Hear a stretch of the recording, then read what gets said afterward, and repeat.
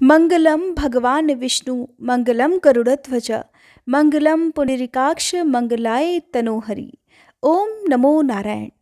आप सभी को मोक्षदा एकादशी की हार्दिक शुभकामनाएं। आज रसपान कीजिए मोक्षदा एकादशी की व्रत कथा का। धर्मराज युधिष्ठिर ने उत्पन्ना एकादशी की उत्पत्ति, महिमा और महात्म्य आदि सुनकर भगवान कृष्ण से कहा, हे परम पूजनीय भगवान कृष्ण, हे त्रिलोकीनाथ, आप सभी को मोक्ष और सुख देने वाले हैं। मैं आपको प्रणाम करता हूँ। हे प्रभु, आप सभी पर कृपा करते हैं। मेरी एक जिज्ञासा को कृपा पूर्वक शांत कीजिए। तब भगवान कृष्ण ने कहा, हे धर्मराज, जो कुछ भी जानना चाहते हो निर्भय होकर कहो, मैं अवश्य ही तुम्हारी जिज्ञासा को शांत करूंगा। तब धर्मराज कहने लगे, हे प्रभु, यह जो आपने मार्गशीर्ष मास के कृष्ण पक्ष की एकादशी के विषय में बताया है, उसे सुनकर मुझे बड़ी ही शांति प्राप्त हुई। अब आप कृपया कर मार्गशीर्ष मास के शुक्ल पक्ष में जो एकादशी पड़ती है उसके विषय में भी बताने की कृपा करें। उसका नाम क्या है, उस दिन कौन से देवी देवता की पूजा की जाती है और उसकी पूजन विधि क्या है, इस व्रत को करने से मनुष्य को क्या फल मिलता है। हे प्रभु, मेरे इन प्रश्नों का विस्तार सहित उत्तर देकर कृपया आप मेरी जिज्ञासा को दूर कीजिए, तो आपकी बड़ी कृपा होगी। धर्मराज की बात सुनकर भगवान कृष्ण कहने लगे, हे धर्मराज, तुमने बहुत ही श्रेष्ठ प्रश्न किया है, इसलिए तुम्हारा यश संसार में फैलेगा। मार्गशीर्ष मास के शुक्ल पक्ष की एकादशी अनेक पापों को नष्ट करने वाली है। संसार में इसे मोक्षदा एकादशी के नाम से जाना जाता है। इस एकादशी के दिन श्री दामोदर भगवान का धूप दीप नैवेद्य आदि से श्रद्धा और भक्ति पूर्वक पूजन करना चाहिए। हे कुंती पुत्र, इस एकादशी व्रत के प्रभाव से नरक में गए हुए माता पिता पितर आदि को स्वर्ग की प्राप्ति होती है। हे धर्मराज, अब मैं तुमसे एकादशी व्रत की कथा कहता हूँ, ध्यान पूर्वक सुनो। वैखानस नाम का एक राजा प्राचीन नगर में राज्य करता था।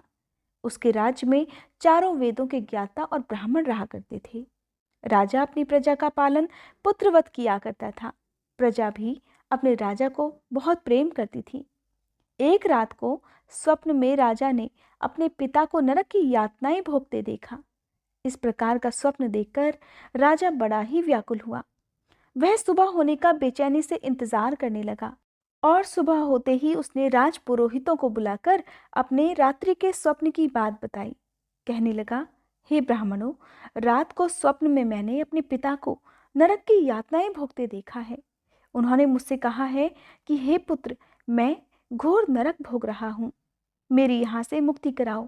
हे राज पुरोहित जी, जब से मैंने अपने पिता के यह वचन सुने हैं, तब से मुझे चैन नहीं है। अब मुझे राज सुख, ऐश्वर्य, हाथी घोड़े, धन, स्त्री पुत्र आदि कुछ भी सुखदायक प्रतीत नहीं हो रहे हैं। हे राजपुरोहित जी, अब मैं क्या करूं, कहाँ जाऊं? इस दुख के कारण मेरा शरीर तप रहा है।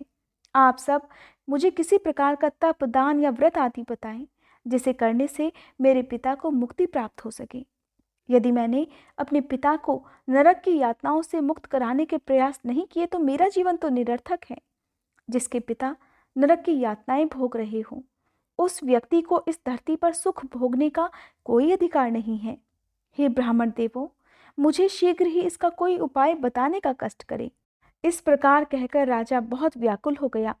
राजा के आंतरिक दुख की पीड़ा को देखकर और सुनकर ब्राह्मणों ने आपस में विचार विमर्श किया।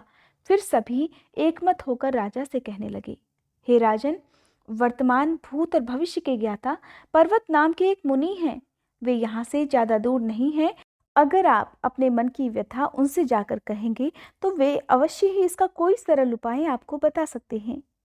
राजपुरोहितों की बात सुनकर और उनकी बात मानकर राजा मुनि के आश्रम में गए। आश्रम में अनेक शांत चित्त योगी और मुनि तपस्या कर रहे थे। चारों वेदों के ज्ञाता पर्वत मुनि दूसरे ब्रह्मा के समान बैठे जान पड़ रहे थे। उनके चेहरे से दिव्य तेज झलक रहा था। राजा ने मुनि को दंडवत प्रणाम किया और फिर अपना परिचय दिया। पर्वत मुनि ने राजा से कुशल क्षेम पूछी। तब राजा कहने लगे, हे मुनिवर, आपकी कृपा से मेरे राज्य में सब कुछ कुशल मंगल है, किंतु मेरे सामने अचानक ही एक ऐसी समस्या आ खड़ी है जिससे मेरा हृदय बड़ा ही अशांत हो रहा है। और तब राजा ने बड़े ही दुखी मन से रात को देखे गए स्वप्न की पूरी बात पर्वत मुनि को बता दी और फिर दुखी स्वर में कहने लगे, हे महर्षि, अब आप कृपया कर मेरा मार्गदर्शन कीजिए कि ऐसे में मुझे क्या उपाय करना चाहिए।